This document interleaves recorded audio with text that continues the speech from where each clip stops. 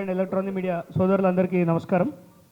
ఈరోజు ఈ press meet పెట్టడం గల ముఖ్య కారణం, గత సంవత్సరంన్నర నుంచి అంటే పోయిన సంవత్సరం 2023 నుండి ఈ రోజు వరకు కొట్లాడింది ఫోన్ ట్యాపింగ్ పైనే. ఫోన్ ట్యాపింగ్ గురించి అందరూ మాట్లాడని సమయంలో గతంలో నాకు వచ్చిన మెయిలే, ఇప్పుడు ఏదైతే నాకు ఒక మెయిల్ వచ్చింది, ఈ మెయిల్ ఈ రాష్ట్రంలో ఇద్దరు చూపించారు. ఒకటి చక్రధర్ గౌడ్ చూపించిండు, రెండోది ఇవాళ వాళ్ళ పార్టీలో ఉన్న ఆర్ఎస్ ప్రవీణ్ గారే, బహుజన్ సమాజ్ పార్టీని లీడ్ చేసిన ఆర్ఎస్ ప్రవీణ్ గారే నాకు ఒక మెయిల్ వచ్చింది అని చూపించిండు. ఇవాళ అదే మెయిల్ నేను చూపిస్తున్నా.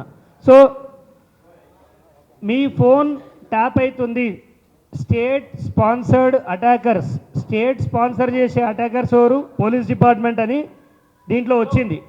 సో దీనిపైన చాలా పోరాటం చేసినప్పటికీ గత ప్రభుత్వం నన్ను పట్టించుకోలేదు, ఎందుకంటే దొంగలే వాళ్ళు కాబట్టి. కానీ ఇలా జరుగుతుందని చెప్పేసి డీజీపీ గారికి నేను వినతి పత్రం ఇవ్వడం జరిగింది.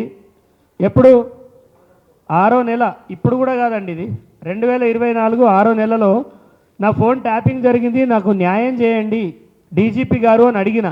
దాని తర్వాత కోర్టుకు కూడా పోయినా అండి, నేను కోర్టుకు కూడా పోయి కోర్టులో ఆధారాలు సమర్పిస్తే అక్కడికి వెళ్ళి నేను న్యాయం జరుగుతుంది అనుకున్నా. ఇవాళ హరీష్ రావు పైన ఎఫ్ఐఆర్ అవ్వడం జరిగింది. మరి ఈ కేసులో A1గా ఎఫ్ఐఆర్లో హరీష్ రావు పేరే చూపించారు అనుకుంటున్నా, ఖచ్చితంగా వారిదే. ఎందుకంటే రాధాకృష్ణారావు నన్ను చంపేస్తా అని బెదిరించిండు, వాళ్ళ మనుషులు నన్ను పైసలు డిమాండ్ చేసిర్రు. నా ఇంట్లో దాదాపుగా 20 ఫోన్లు ట్యాప్ అయినాయి, నేను సాక్ష్యాలతోటి ఇచ్చిన, అన్ని ఫోన్లు ట్యాప్ అయినాయి. సిద్దిపేట్కి ప్రణీత్ రావు వచ్చిండు, ఎలక్షన్ సమయంలో ప్రణీత్ రావు వచ్చిండు. మా దగ్గర ఒక వార్ రూమ్ ఏర్పాటు చేసి, నాతో పాటు ఇంకా ఎవరెవరి ట్యాప్ చేసిర్రు నాకు తెలియదు, కానీ సిద్దిపేటలో మాత్రం ఆయనకి ప్రధాన అభ్యర్థి నేనే, వీడు నన్ను ఇబ్బంది పెడతాడు అని చెప్పేసి నన్ను అకారణమైన కేసులు ఇరికిచ్చిండు. నేను ఏ తప్పు చేయకున్నా ఇంట్లో ఉన్నవాడిని తీసుకెళ్ళి రేప్ కేసులు ఇరికిచ్చిండు. ఆ బద్నాం తోటి నాకు చాలా అవమానం జరిగింది.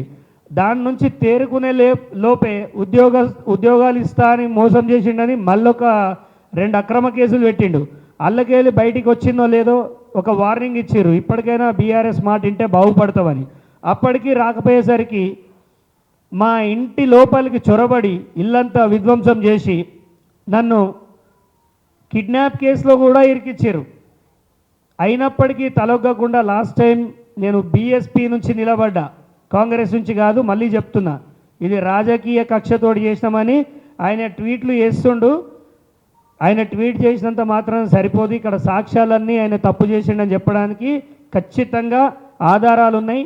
నెక్స్ట్ ఇంకొకటి ఏంటంటే, నాకు ప్రణీత్ రావుకి సంబంధం లేదు, రాధాకృష్ణరావు కూడా నాకు తెలియదు, సిద్దిపేట నుంచి పోటీ చేసిన ఆయనకు అడ్డొస్తున్నా అనే ఆయన నా ఫోన్ ట్యాప్ చేయించిండు.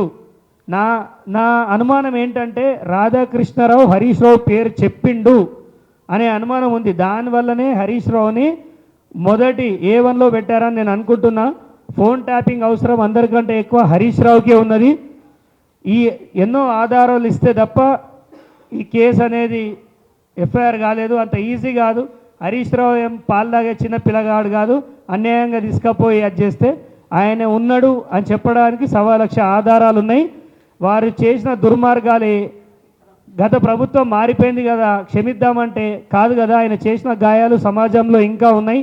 ఎన్నో కుటుంబాలని ఈ ఫోన్ ట్యాపింగ్ ద్వారా ఎంతోమంది వ్యాపారస్తులను, పొలిటీషియన్లను లొంగ తీసుకున్నారు. వాళ్ళకు లొంగలేదనే ఒక నెపంతో అడ్డమైన కేసులు పెట్టించాడు. నా మీద 6 కేసులు నమోదైనాయి. సో నేను ఎప్పుడైతే కేసు పెట్టానో అప్పుడు నేను కాంగ్రెస్ పార్టీలో లేదు, ఇది గుర్తించాలి. 2023 ఆగస్టు 29కి నాకు ఈ మెయిల్ వచ్చింది, ఇవాళ రాలేదు.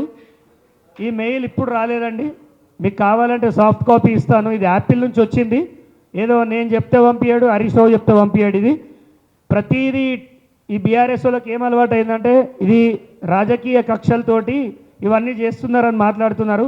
నిజంగా రాజకీయ కక్షలతోటే చేయాలనుకుంటే ఈ పార్టీకి నువ్వు, మీ మామ, మీ బామ్మర్ది జైల్లో ఉండాల్సింది.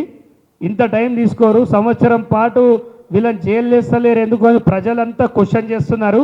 కానీ నేను మాత్రం ఫోన్ ట్యాపింగ్లో ఏదైతే ఆధారాలు ఇచ్చిందో ఖచ్చితంగా హరీష్ రావు నా ఫోన్ మానిటరింగ్ చేసిండు. దాదాపుగా సంవత్సరం కాలం పాటు నా ఫోన్ ట్యాపింగ్ జరిగింది. నేను ఒక 5 ఫోన్లు మార్చిన వీళ్ళ బాధకి. ఎక్కడికి పోయినా భార్యతో ఏం మాట్లాడినా, తల్లితో ఏం మాట్లాడినా ప్రతి ఫోను విన్నాడు. లాస్ట్కి వస్తే మా డ్రైవర్ ఫోన్ని కూడా ట్యాప్ చేశాడు. ఇంత అవసరం హరీష్ రావుకి మాత్రమే ఉంది.